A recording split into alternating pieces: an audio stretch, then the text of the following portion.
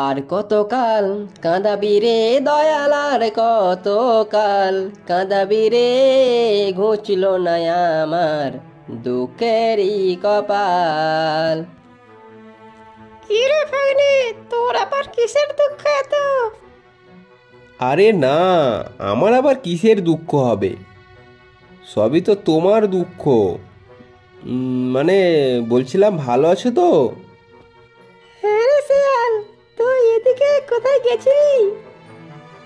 আর বলো না, ভবঘুরের মতো পথে পথে ঘুরে বেড়াচ্ছি, হাতে তো কোনো কাজ নেই তাই। ঠিক আছে বানর, আমি আসছি তবে এখন। আর কতকাল কাঁদাবি রে দয়াল, আর কতকাল কাঁদাবি রে, ঘুচল না আমার দুঃখেরই কপাল। বলে কি কাজকর্ম তো কিছুই করছো না, এইভাবে সংসার চলবে? যেদিন আমি সত্যি সত্যি তোমাকে ছেড়ে চলে যাব, তখন এই গানটাই তোমার কাজে দিবে। কি যে বলো গিন্নি, তুমি আমার একটা মাত্র গিন্নি, আর তুমি এমন বললে হবে? দেখি কি করা যায়। বুঝলে গিন্নি, শুনলাম বাঘ নাকি তরমুজ চাষ করেছে, তাও আবার পুকুরে। আচ্ছা, আমাদেরও তো পুকুরটা এমনি এমনি পড়ে আছে, ওখানে কিছু করা যায় না? ভেবে বলো তো।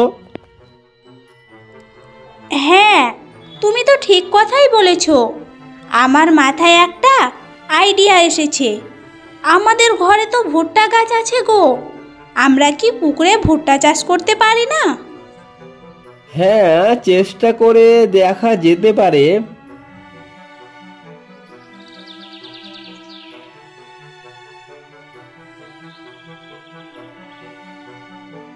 এই বলে পরদিন সকালে শেয়াল তার পুকুরে ভুট্টা বীজ বপন করে।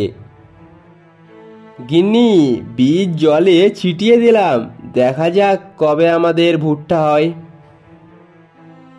এভাবে কিছুদিন যাওয়ার পর শেয়াল দেখে তাদের পুকুরে ভুট্টা গাছ অনেক বড় হয়ে গেছে এবং তাতে ভুট্টাও ধরেছে। গিন্নি, ও গিন্নি, দেখো কি অবাক করা কাণ্ড! ও গিন্নি, একটু তাড়াতাড়ি আসো। আরে কি হয়েছে, কি এত চিৎকার করছো কেন? মনে হচ্ছে কোনো মহৎ কাজ করে ফেলেছো।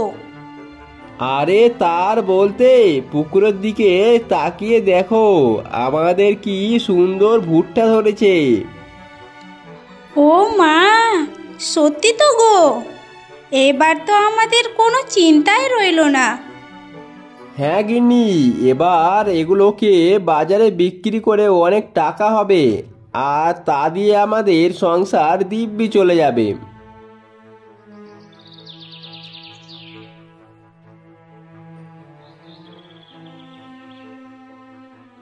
পরদিন সকালে শেয়াল ভুট্টাগুলো নিয়ে বাজারে বিক্রি করতে যায়। ভুট্টা আছে গো, ভুট্টা নিয়ে যান, কম দামে ভুট্টা। আরে ভুট্টাগুলো সতেজ, কই গো, এসে নিয়ে যান, কম দামে পেয়ে যাবেন ভুট্টা। আরে ভাগ্নে, দে তো দুটো ভুট্টা। আরে শেয়াল যে, তো তুই ভুট্টা কোথায় পেলি রে? আর বলো না, তোমার পুকুরে তরমুজ চাষ করা দেখে আমারও মনে হলো আমিও তো পুকুরে ভুট্টা চাষ করতে পারি, তাই পুকুরেই চাষ করেছি। আচ্ছা, এই ব্যাপার, তাহলে তো তুই আমার বুদ্ধি কাজে লাগিয়েছি, তাহলে তো এই ভুট্টার অর্ধেক ভাগ আমারও।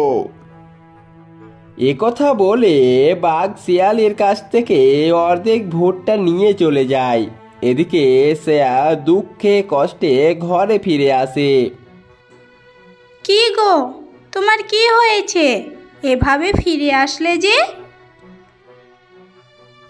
শিয়াল তার বউকে সব কথা খুলে বলে। আচ্ছা, এই ব্যাপার, ঠিক আছে, শোনো, যেটা যেটা বলছি সেটাই করবে। তার বউয়ের কথা মতো শিয়াল বাঘের কাছে যায় এবং বলে, বাঘ মামা একটা কথা বলছিলাম, শুনবে? হ্যাঁ বল, শুনছি। আমি বলছিলাম কি, তোমার তো অনেক বুদ্ধি।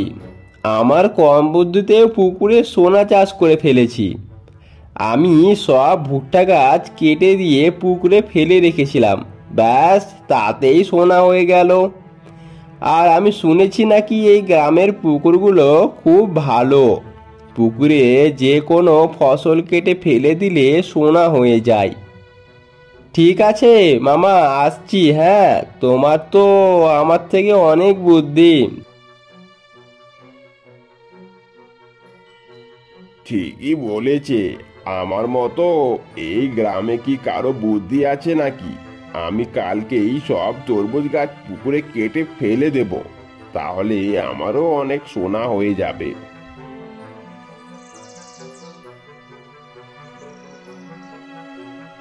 শেয়ালের কথা মতো পরদিন সকালে সব তরমুজ গাছ কেটে পুকুরে ফেলে দেয় এবং কিছুদিন পর গিয়ে দেখে সব গাছ পচে গেছে। পাজি শিয়াল আমাকে মিথ্যামিথ্যি করে এভাবে বলে গেল। আমার তো সব তরমুজ গাছ পচে গেল। এবার আমার সংসার কি করে চলবে?